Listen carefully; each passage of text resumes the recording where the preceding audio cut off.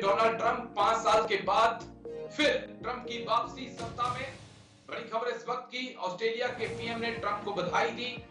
बड़ी खबर आपको बता रहे हैं इस वक्त की, अमेरिकी राष्ट्रपति चुनाव में ट्रंप की जबरदस्त जीत हुई है। 47वें राष्ट्रपति बनेंगे डोनाल्ड ट्रंप। ट्रंप को मिले 270 इलेक्टोरल वोट। सीधा डॉक्टर राम श्रीवास्तव विदेश मामलों के जानकार हमारे साथ जुड़ चुके हैं, उनसे समझने की कोशिश करेंगे भारत अमेरिका रिश्तों पर और अमेरिका का दुनिया के प्रति क्या नजरिया बदलेगा डोनाल्ड ट्रंप के आने के बाद। डॉक्टर राम श्रीवास्तव विदेश मामलों के जानकार हमारे साथ जुड़ चुके हैं। बहुत बहुत शुक्रिया डॉक्टर राम। जय हिंद। सबसे पहले थैंक यू समय देने के लिए सर। डॉक्टर राम, जैसा कि अनुमान था कि डोनाल्ड ट्रंप आसानी से इस चुनाव को जीत लेंगे, लेकिन बीच में लगा कि कमला हैरिस एक जबरदस्त टक्कर देंगी, लेकिन बीच में टक्कर देती हुई भी नजर आई। लेकिन अभी तक जो नतीजे सामने आए उसमें क्लियर है कि डोनाल्ड ट्रंप एक बड़ी जीत हासिल करते हुए दिखाई पड़े हैं। अगर सर डोनाल्ड ट्रंप की सत्ता में वापसी होती है, भारत अमेरिका के रिश्तों पर इसका क्या असर होगा और अमेरिका और दुनिया को लेकर डोनाल्ड ट्रंप का क्या नजरिया होगा, क्योंकि बाइडेन से टोटली अलग रुख हमने डोनाल्ड ट्रंप का देखा है सर। बिल्कुल, बाइडेन से एकदम टोटली अलग रुख जो है डोनाल्ड ट्रंप का रहा है और उनका जीतना जो है बहुत कुछ जो है यूं मान के चलिए भारत के पक्ष में इसलिए रहेगा कि भारत के जो सीमित इंटरेस्ट हैं उनमें हमारे जो प्रवासी लोग वहां पर हैं भारतीय मूल के, उनके हितों की संरक्षा होगी और वीजा जो है इजीली मिलेगा। उनसे हमारा जो रक्षा संबंधी सौदेबाजी है उसमें थोड़े या ये समझिए कि जल्दीबाजी हो जाएगी और अच्छा सामान हमको कम दामों पर मिल सकेगा, ऐसे हम उम्मीद करते हैं। अब वो कितना कारगर होगा ये तो समय बताएगा, लेकिन हकीकत में 2020 में भी डोनाल्ड ट्रंप बिल्कुल आगे थे और ये माना जा रहा था कि वो जीत गए। और लेकिन जब तक पूरे नतीजे सामने नहीं आते, जिसमें अभी और समय लगेगा, ये कहना बड़ा मुश्किल है, क्योंकि अरिज़ोना में इस समय डोनाल्ड ट्रंप आगे हैं। कैलिफोर्निया में जो स्थिति है वहाँ जो है ये कमला हैरिस के बहुत प्रभाव रहा है। लेकिन जो 7 स्विंग स्टेट जिनको कहा जाता है या कांटे की टक्कर है, और विशेषकर जो असली मुद्दा है वो बैलेट पेपर्स का है, पोस्टल बैलेट का है। पोस्टल बैलेट के मामले में पिछली बार अचानक बहुत सारे पोस्टल बैलेट आ गए थे, जिसके बारे में ट्रंप ने उस पर सुप्रीम कोर्ट में भी अपनी याचिका लगाई थी, क्योंकि उनको हारने की कोई उम्मीद ही नहीं थी और वो जीत रहे थे क्लियर कट। ऐसे भारतवंशियों का भी यही अनुमान था कि उनको जो है गलत तरीके से रोका गया। लेकिन अभी भी इस बात की संभावना से इनकार नहीं किया जा सकता है, जैसे वोटर आईडी नहीं है, लोग जो है फेक वोटर्स पहुंच रहे हैं, क्योंकि वहां पर जो है आपको कोई प्रूफ बताने की जरूरत नहीं है। जहां तक वोटर लिस्ट का सवाल है, वहां तो आप अपना रजिस्टर कराइए, वो वोट डालिएगा। अगर जो लोग नहीं है, खत्म हो गए हैं या कहीं बाहर हैं, उनके नाम का भी आप निकाल सकते हैं वोट और डाल सकते हैं। और फिर वहां FBI ने इस बात की शंका जाहिर की थी कि चीन का इसमें दखलंदाजी हो सकती है, कि डोमिनियो करके जो कंपनियां जिसने इलेक्ट्रॉनिक मशीनें इनको सप्लाई की है, कुछ राज्यों में, सब में नहीं है, वहां हमारी जैसी चुनाव की प्रक्रिया नहीं है। वहां जो है कई जगह तो हाथ से बैलेट पेपर पर निशान लगाना पड़ता है, कई जगह मशीन पर फिंगर टच करके उम्मीदवार चुनना पड़ते हैं, कुछ जगहों पर जो है मशीन जो है उसका स्कैनिंग करती है QR कोड।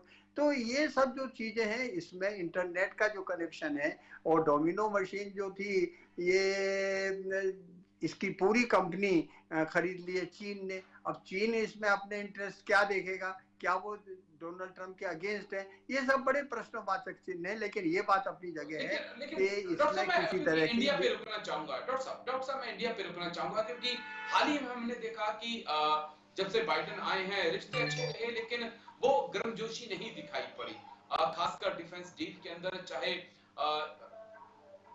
तेजस के इंजन की बात हो, F404 इंजन की बात हो, उसकी आनाकानी, फिर हम देख रहे हैं कि जो भारत ने ड्रोन लेने थे, प्रीडेटर ड्रोन, उसको लेकर देरी अमेरिका की तरफ से, वो निज्जर के समर्थन में कनाडा के साथ खड़ा होना, और साथ ही में भारत के ऊपर सिख फॉर जस्टिस के चीफ को लेकर भारत के ऊपर आरोप लगाना पन्नू को लेकर कि भारत उनकी हत्या की प्लानिंग कर रहा था। क्या डोनाल्ड ट्रंप आने के बाद ये इन चीजों को साइडलाइन किया जाएगा और रिश्ते एक निश्चित नई रूप से किया राह पर जाए। निकलेंगे?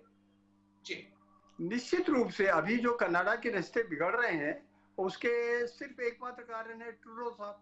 ट्रूडो अपने स्वार्थ बस जो है अपनी खुशी बचाने के लिए ये सब हरकतें कर रहे हैं, क्योंकि ये तो पूरी दुनिया जानती है भारत कभी भी इस पक्ष का नहीं रहा है। जबकि अगर देखा जाए डिप्लोमेटिकली देखा जाए तो जो अमेरिका पाकिस्तान में आकर ओसामा बिन लादेन को मार सकता है और उसकी कोई चर्चा नहीं करती, तो अगर हमने यद्यपि मारा नहीं है लेकिन किसी कारण से उसकी मर्डर हो जाती है और भारत को आप जिम्मेदार ठहरा रहे हैं। ये उनकी गैंगवार थी और ये चीज डोनाल्ड ट्रंप को समझ में आ जाएगी।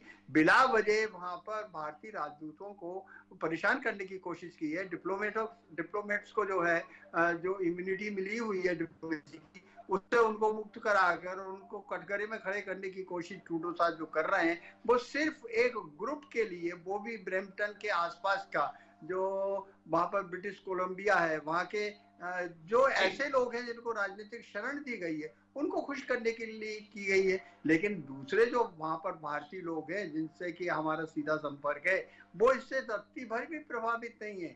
ये जो कुछ भी उधमबाजी हो रही है सिर्फ उनकी कुर्सी बचाने के क्या लिए है। डिफेंस डील में भी राजसभा तेजी ट्रंप आएगी डॉक्टर राम?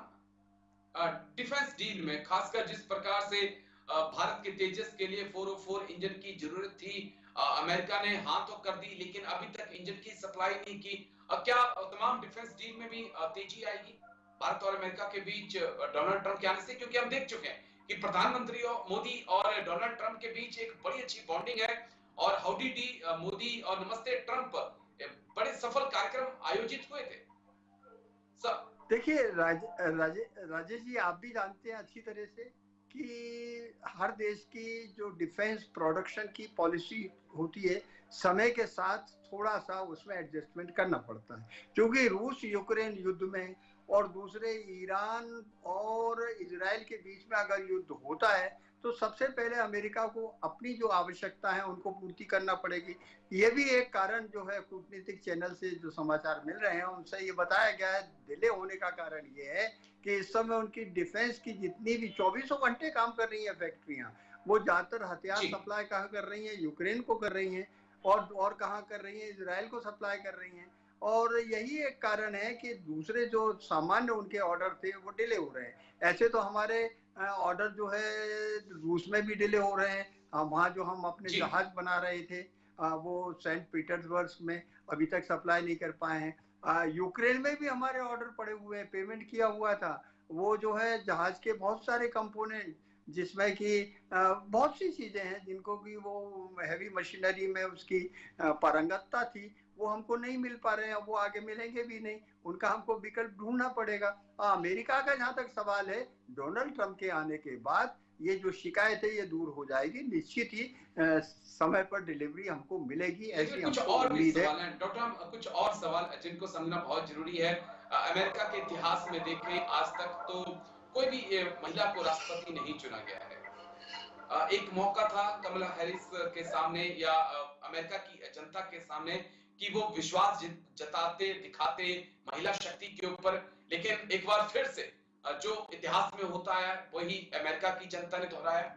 इसे कैसे आप देखेंगे? दुनिया का सबसे पुराना लोकतंत्र, आज तक एक महिला राष्ट्रपति नहीं, और भारत दुनिया का सबसे बड़ा लोकतंत्र जहां पर महिला प्रधानमंत्री हो चुकी हैं और कई मुख्यमंत्री हो चुकी हैं डॉक्टर। लेकिन वो जो मानसिकता ईरान में है उस मानसिकता का कुछ अपभ्रंश आज भी जो है वंशवाद और रंगभेद का अमेरिकन में मौजूद है। लेकिन कमला हैरिस को जो सबसे ज्यादा विश्वास था वो ये था कि वो जो अबॉर्शन की पॉलिसी के मामले में वो खुलकर उनको उम्मीद थी कि महिलाएं उनको समर्थन देंगी। ट्रंप ने तो हालांकि क्लियर कट कह दिया था कि वो उस पर बैन नहीं लगाएंगे, हर स्टेट की फ्रीडम रहेगी, वो जैसा चाहे वैसा नियम बना सकते हैं। लेकिन कुछ स्टेट खास करके कैलिफोर्निया वाली स्टेट है और दूसरी स्टेट है वो ये चाहते थे कि ये अबॉर्शन जो होता है इसको लीगलाइज किया जाए और इससे उनको उम्मीद थी कि कमला हैरिस को समर्थन मिलेगा। लेकिन यहाँ जो मुद्दे खास आ रहे हैं एक तो आ रहा है कि महंगाई, और महंगाई सबसे बड़ा मुद्दा है। दूसरा ये जो फ्री की रेवड़ियां जो है बाइडेन साहब ने बांटी थी उन लोगों को, उसके कारण क्या हो रहा है कि जो लैटिन अमेरिका से लोग चले आ रहे थे, जो कि वहां पर मजदूरी करते हैं, घर के कामकाज करते हैं, बगीचों की सफाई करते हैं, इस तरह के कामकाज वहां पर वही कर रहे थे। अब उन लोगों को चूंकि $2000 हर महीने एक आदमी को मिलने लगा, फैमिली में 4 हैं तो $8000 मिलने लगा, तो वो आदमी जो है काम करने क्यों जाएगा, घर में पड़ा रहता है। तो लोगों को, आम नागरिकों को, मध्यम श्रेणी के लोग जिनके की पति पत्नी दोनों नौकरी करते हैं, उनको बड़ी परेशानी हो गई। और यही एक कारण है कि महंगाई मुद्दे पर जो है बाइडेन, कमला हैरिस ये मात खाते नजर आ रहे हैं। और दूसरा जो उनके विरुद्ध कोई अगर काम कर रहा है, वो काम कर रहा है अरब का जो डायस्पोरा है, माने जिसमें पाकिस्तानी भी हैं, अरब वर्ल्ड के मुस्लिम लोग भी हैं, वो पूरी तरह से लगे हुए हैं किसके, ट्रंप को। क्योंकि ट्रंप ने कहा युद्ध बंद करा देंगे, तो निश्चित रूप से युद्ध बंद हो जाएगा। तो जो आज दमन हो रहा है गाजा पर, चलिए मैं फिर आता हूँ, मैं फिर आता हूँ जी डॉक्टर साहब। क्रोडी सिंह जी विदेश मामलों के जानकार भी हमारे साथ जुड़ चुके हैं। बहुत बहुत शुक्रिया क्रोडी सिंह जी, जय हिंद। सबसे पहले थैंक यू समय देने के लिए साहब, शुक्रिया। क्रोडी सिंह जी, डोनाल्ड ट्रंप की वापसी हो रही है 5 साल के बाद अमेरिका की सत्ता में। कौन से वो मुद्दे हैं जिस पर डोनाल्ड ट्रंप पर विश्वास अमेरिका की जनता ने दिखाया है? और दूसरा पॉइंट जो मैं आपसे समझना चाहूंगा कि अब दुनिया पर क्या असर होगा, रूस यूक्रेन जंग पर क्या असर होने वाला है, और इजराइल और ईरान के बीच जो टेंशन चल रही है उस पर क्या असर होने वाला है डोनाल्ड ट्रंप की आने के बाद? सब देखिए राजेश जी, मैं आपका जो लास्ट क्वेश्चन है उसको पहले लेना चाहूंगा। 2024 है, वो पूरी दुनिया के लिए चुनावी वर्ष है। दुनिया की आधी से ज्यादा जनता चुनाव की प्रक्रिया से गुजर रही है, और उसमें सबसे बड़ा मुद्दा पूरी दुनिया में है, वो है राष्ट्रवाद। राष्ट्रवाद को मजबूत करना, राष्ट्रीय अस्मिता, राष्ट्रीय गरिमा, और उसके लिए ट्रंप ने वही मुद्दे बनाए जो दुनिया में ये प्रवृत्ति चल रही है। तो ये दुनिया में एक तरह की बहुत तेज हवा है राष्ट्रवाद की, और इस हवा को अगर ये आंधी बन जाती है तो दुनिया को बहुत खतरनाक स्थिति में ले जाएगी। जैसे फर्स्ट वर्ल्ड वार के बाद हिटलर ने अति राष्ट्रवाद को लेके सेकेंड वर्ल्ड वार में दुनिया को झोंक दिया था। तो ये तो एक सामान्य बात हुई, जनरल बात हुई। अब ट्रंप को ये सपोर्ट क्यों मिला? दुनिया में ये हवा है, यूरोप में भी है, यूरोपियन यूनियन को भी भविष्य में खतरा हो सकता है। पिछले बार जो इसी साल यूरोपियन पार्लियामेंट के इलेक्शन हुए, उसमें भी राष्ट्रवाद का मुद्दा बहुत जोर शोर से उठाया गया। तो अमेरिका में ट्रंप ने जो मुद्दे उठाए, वो मुद्दे बड़े इंपॉर्टेंट थे अमेरिकन राष्ट्रवाद के लिए। एक मुद्दा जिसको शॉर्ट में मागा कहते हैं, मेक अमेरिका ग्रेट अगेन। तो इससे राष्ट्रवाद का भाव जागृत होता है, और हर नागरिक ये सोचता है कि हमारे देश को महान बनाना है।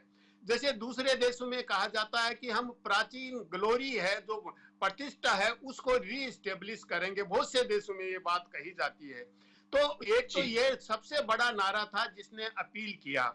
दूसरा जो ट्रंप ने मुद्दा उठाया, वो ये कहा कि माइग्रेंट्स हैं, वो अमेरिकन के रिसोर्सेज पे बहुत बड़ी बर्डन है, यहाँ के जॉब छीन रहे हैं, यहाँ अपराध बढ़ा रहे हैं। अमेरिकन समाज का जो अपराधीकरण है वो अमेरिका समाज नहीं कर रहा है, जो माइग्रेंट्स हैं वो कर रहे हैं। तो इससे भी कुछ प्रभावित हुए। इसके अलावा अमेरिकन समाज है वो एक तरह से ध्रुवीकृत हो गया, एक तरफ दक्षिणपंथी, और जो कमला की इमेज जो बनाई गई उसको ये कहा गया कि ये वामपंथी है, मार्क्सवादी है, साम्यवादी है। इसके पिताजी हैं वो साम्यवादी थे, प्रोफेसर थे कैलिफोर्निया में। तो अमेरिका साम्यवाद के विरुद्ध लंबे समय तक लड़ाई लड़ता रहा है। यूएसएसआर के शीत युद्ध उसी का परिणाम था, विचारधारा के आधार पे। तो अमेरिका में साम्यवादी विचारधारा किसी भी रूप में एक्सेप्टेबल नहीं हो सकती। और ट्रंप ने ये कहा कि अगर ये कमला हैरिस आई तो आपके लिए टैक्स बढ़ाएगी, टैक्स बढ़ाने से ग्रोथ पे असर पड़ेगा, आपकी सुविधाओं पे असर पड़ेगा, कमला ने दूसरी बात कही, जो डेमोक्रेटिक पार्टी वाले, उन्होंने कहा कि ट्रंप तो फांसीवाद की तरफ ले जाएगा, राइट विंग फासिज्म लाएगा ट्रंप।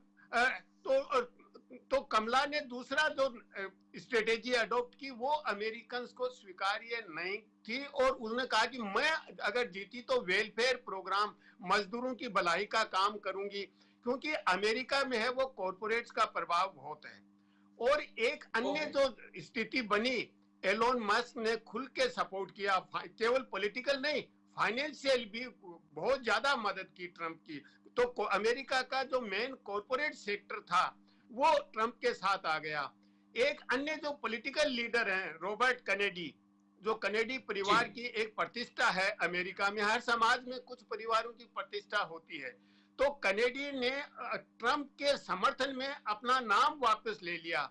अगर हम कैनेडी के ये मान के चलें कि 8, 9 या 10% वोट भी थे, वो ट्रंप की तरफ ट्रांसफर हो गए हैं। तो इस रूप में अमेरिकन जनता को ये अपील किया कि अमेरिका की जो अस्मिता है, अमेरिका की गरिमा है, उसको बनाए रखेंगे, और दुनिया में अमेरिका का नेतृत्व है, उसको जो चुनौतियां मिल रही हैं उसको फेस करने में ट्रंप कहीं ज्यादा मजबूत हो सकता है। कमला दुनिया की चुनौतियों को सामना नहीं कर सकती, और ट्रंप ने यहाँ तक कह दिया कि मैं अगर जीता तो लड़ाइयां बंद कर दूंगा। ठीक, तो लड़ाई बंद करना। फिर आता हूं कमला हैरिस को लेकर, मैं आपसे सवाल पूछूंगा करोड़ी सिंह जी, लेकिन डॉक्टर राम मैं आपके पास आऊं। डॉक्टर राम, हमें अच्छे से याद है जनरल सुलेमानी पर जब अटैक हुआ था, डोनाल्ड ट्रंप ने ही उसके बाद आकर प्रेस ब्रीफिंग की थी और कहा था कि देखिए हमने बदला लिया है, और ईरान के जाने माने कमांडर थे जनरल सुलेमानी। तो क्या ईरान के साथ जो टेंशन चल रही है और जिस प्रकार से अमेरिका लगातार मिडिल ईस्ट में अपनी तैनाती को बढ़ा रहा है, क्या एक सीधे टकराव, क्योंकि डोनाल्ड ट्रंप को मारने की भी कोशिश की गई और आरोप ईरान के ऊपर भी लगा सर, तो डोनाल्ड ट्रंप अगर राष्ट्रपति बनकर आते हैं तो खामनेई इस वक्त मुझे लगता है कि चिंता में होंगे। निश्चित रूप से डोनाल्ड ट्रंप जिस समय व्हाइट हाउस में पहुंच जाएगा, आप निश्चित मानिए युद्ध तो बंद होंगे। और रहा सवाल ईरान जो इस समय गीदड़ भपकी दे रहा है, वो दुम दबाकर बैठा रहेगा, क्योंकि अमेरिकी लड़ाकू जहाजों का जो बेड़ा है जो वहां पर पहुंच चुके हैं, और क्लियर कट चेतावनी दे दी है इजराइल के ऊपर अगर आप अटैक करेंगे तो हम उसकी रक्षा करेंगे। ये तो वहां की पॉलिसी है, वो पॉलिसी ना तो ट्रंप डिसाइड करेगा ना कमला हैरिस डिसाइड करेगी, वो पॉलिसी वहाँ की जो पेंटागन है, उनकी जो नेशनल सिक्योरिटी एजेंसीज है, उसका जो ग्रुप है वो डिसाइड करता है। इस पॉलिसी से वहाँ का कोई राष्ट्रपति हट नहीं सकता है। हाँ, सिर्फ असर इतना होता है कि वो प्लस माइनस अपना जो कार्य पद्धति है, स्टैंडर्ड ऑपरेटिंग प्रोसीजर है, उसमें वो एक तरफ झुकाव दे सकता है, एक तरफ मना कर सकता है, लेकिन जो नाटो की संधि है उससे वो कभी नहीं हट सकते हैं, चाहे कोई भी प्रेसिडेंट वहां बने, क्योंकि नाटो की संधि में स्पष्ट है अगर एक सदस्य देश के ऊपर किसी ने हमला किया तो दूसरे सभी सदस्य 24 घंटे के भीतर भीतर वहां पहुंच जाएंगे रक्षा करने के लिए। तो ये एक ऐसा मजबूत पहलू है जिससे कि अमेरिका की साख इस समय पूरी दुनिया में बैठी हुई है, और वही एक कारण है कि तीसरा विश्व युद्ध प्रारंभ नहीं हो रहा है। अन्यथा ईरान का बस चले तो अभी वो सीधा एटम बम उठाकर, अब तो ये खबर आ रही है कि चाइना ने जो तोपें बनाई है उनसे परमाणु हथियारों के गोले छोड़े जा सकते हैं, जो कि एक वैज्ञानिक आधार पर देखा जाए तो बड़ा अजीब व गरीब लगता है। ये टेक्निक आज तक कभी हो ही नहीं सकती है कि परमाणु बम के हथगोले बनाकर उनको आप तोप के गोले से छोड़ेंगे, ये असंभव सा लगता है, लेकिन अब वो क्लेम कर रहे हैं। तो भविष्य में क्या होगा क्या नहीं होगा, युद्ध का विभीषिका किस नए रूप में आएगी, क्योंकि हम जानते हैं कभी ड्रोन यूज नहीं हुए थे, अब ड्रोन यूज हो रहे हैं। प्रथम विश्व युद्ध अगर खत्म हुआ था जीता तो हवाई जहाज के कारण था, द्वितीय विश्व युद्ध हुआ तो वो एटम बम के कारण हुआ, अब तीसरी विश्व युद्ध अगर होगा जो नहीं होने वाला है उसमें ड्रोन ने भी अपना नाटक बता दिया, आईसीबीएम ने भी बता दिया, लेकिन अब जो समय आ रहा है वो स्पेस बार का आ रहा है, और निश्चित रूप से स्पेस फोर्स जो अमेरिका का सक्रिय है वो डोनाल्ड ट्रंप के आने के बाद और मजबूत होगा, और निश्चित मानिए कि अमेरिका के हित ज्यादा संरक्षित रहेंगे। हाँ, भारत को लाभ मिलेगा जो भारत वंशियों के प्रति ऐसी उनका हम झुकाव है। उम्मीद करते हैं। मैं फिर आता हूं सर आपके पास। करोड़ी सिंह जी, 2 पॉइंट मुझे समझाइएगा। एक, कि क्या कारण है कि एक लंबा इतिहास, अमेरिका दुनिया का सबसे पुराना लोकतंत्र कहा जाता है, लेकिन आज तक एक महिला के ऊपर विश्वास नहीं जता पाया, यानी कि एक महिला राष्ट्रपति नहीं दे पाया हो अमेरिका पूरे देश के लिए। तो इसे आप कैसे देखते हैं? इसके पीछे क्या कारण है? और दूसरा कि डोनाल्ड ट्रंप के सामने इस वक्त कई चुनौतियां हैं। अमेरिका की लीडरशिप को सीधे तौर पर चाइना से इस वक्त सबसे बड़ा चैलेंज मिल रहा है। तो क्या कुछ कड़ा रुख अख्तियार कर सकते हैं डोनाल्ड ट्रंप? सर देखिए राजेश जी, मैं राम साहब की जो बात है थोड़ा सा उसको आगे बढ़ाऊंगा। इन्होंने कहा है कि अमेरिका की नीति में आधारभूत परिवर्तन नहीं होगा, पेंटागन या डीप स्टेट नीति निर्धारित करता है। ये बात बिल्कुल सही है। नेटो से कोई अलग नहीं हो सकता, ये भी सही है, लेकिन कुछ परिवर्तन हो सकते हैं, आधारभूत परिवर्तन तो नहीं होंगे। तो ट्रंप राजनीति को व्यापार की तरह से राजनीति करता है, और जो दूसरे दो प्रेसिडेंट हैं, बाइडेन हैं, वो मिलिट्रीली अमेरिका को स्ट्रॉन्ग बना के अमेरिका का वर्चस्व दुनिया में रणनीतिक दृष्टि से बढ़ाने में लगे थे।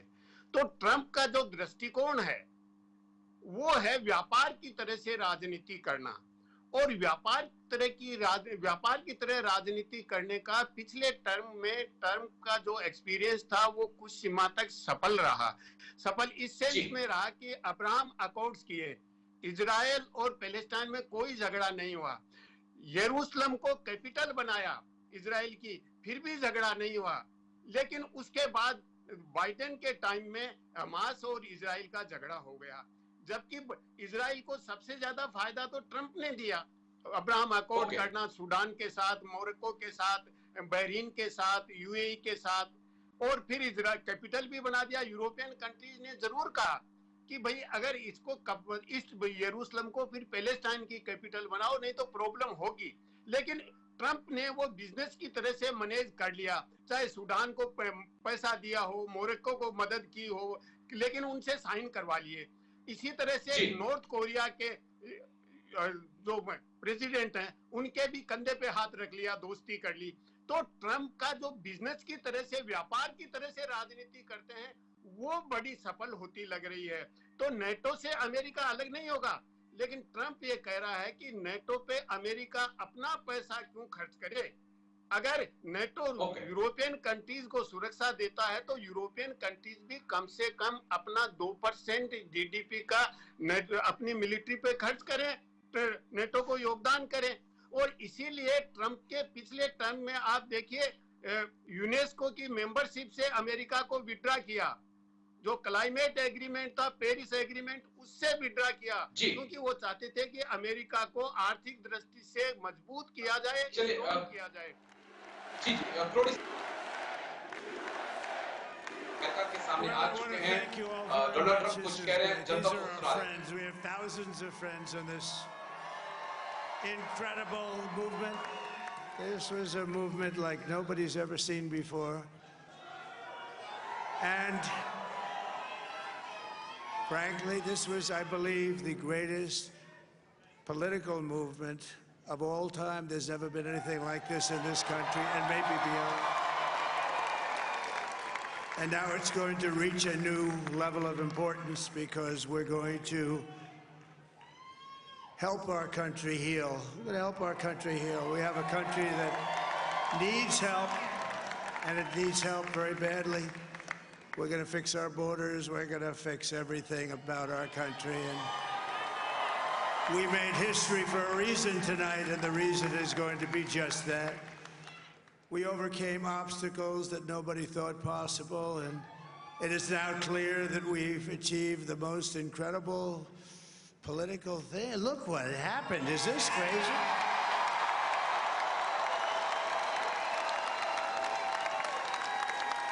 But it's a political victory that our country has never seen before, nothing like this. I want to thank the American people for the extraordinary honor of being elected your 47th president and your 45th president.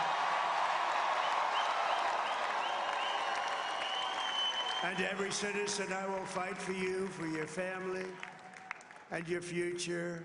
Every single day, I will be fighting for you, and with every breath in my body, I will not rest until we have delivered the strong, safe, and prosperous America that our children deserve and that you deserve. This will truly be the golden age of America. That's what we have to have. This is a magnificent victory for the American people that will allow us to make America great again. And in addition to having won the battleground states of North Carolina, I love these places, Georgia, Pennsylvania, and Wisconsin,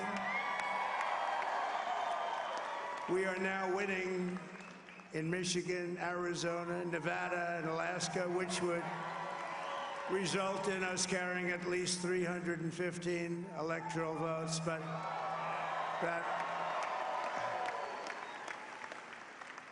But it's much easier doing what the networks did or whoever called it, because there was no other path. There was no other path to victory. We also have won the popular vote. That was great. Very proud of that.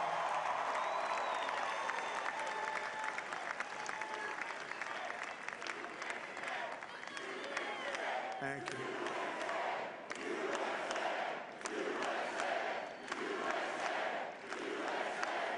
Thank you very much. Thank you. And, winning the popular vote was very nice, I will tell you. It's a great feeling of love. We have a great feeling of love in this very large room with unbelievable people standing by my side. These people have been incredible. They've made the journey with me, and we're going to make you very happy. We're going to make you very proud of your vote. I hope that you're going to be looking back someday and say that was one of the truly important moments of my life when I voted for this group of people beyond the president, this group of great people. America has given us an unprecedented and powerful mandate.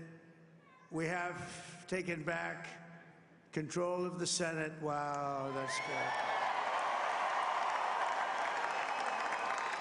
And the Senate races in Montana, Nevada, Texas, Ohio, Michigan, Wisconsin, the great Commonwealth of Pennsylvania, were all won by the MAGA movement. They helped so much.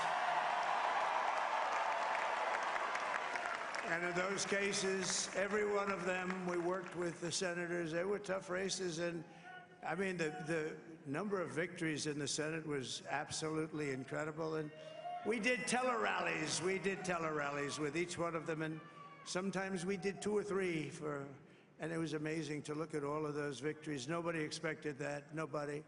So I just wanted to thank you very much for that. And you have some great senators and some great new senators. And it also looks like we'll be keeping control of the House of Representatives.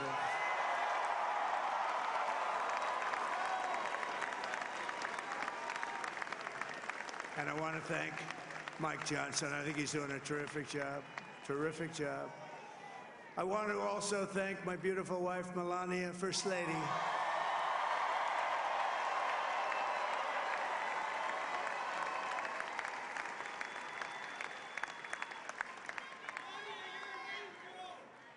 Who has the #1 best-selling book in the country. Can you believe that?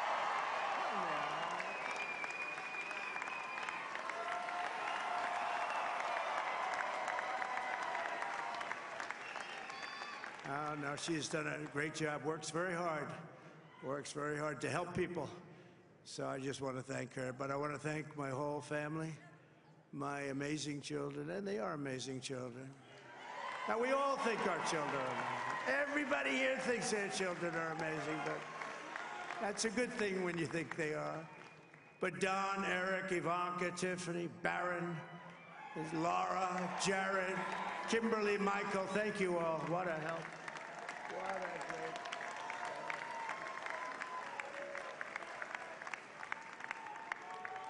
My father-in-law, Victor, is tremendous, and we miss very much Melania's mother, Amalia. We miss Amalia, don't we, huh? She would be very happy right now, standing on this stage. She'd be so proud. She was a great woman, that one. Beautiful inside and out. She was a great woman. I want to be the first to congratulate our great, now I can say, Vice President-elect of the United States, J.D. Vance.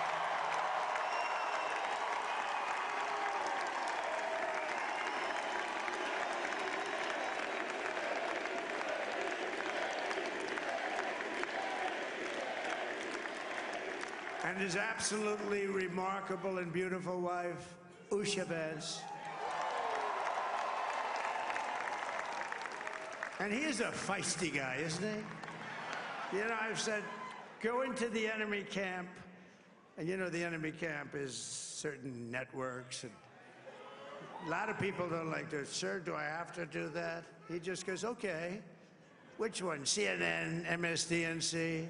He'll say, all right, thank you very much. He actually looks fine. He's still like the only guy I've ever seen. He really looks forward to it, and then he just goes in and absolutely obliterates them.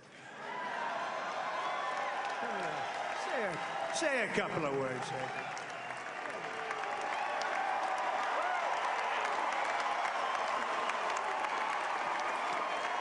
Wow.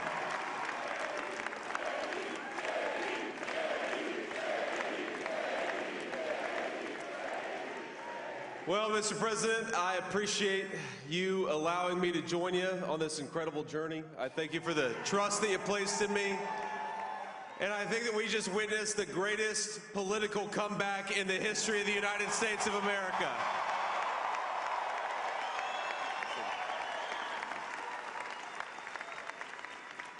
And under President Trump's leadership, we're never going to stop fighting for you, for your dreams, for the future of your children. And after the greatest political comeback in American history, we're going to lead the greatest economic comeback in American history under Donald Trump's leadership.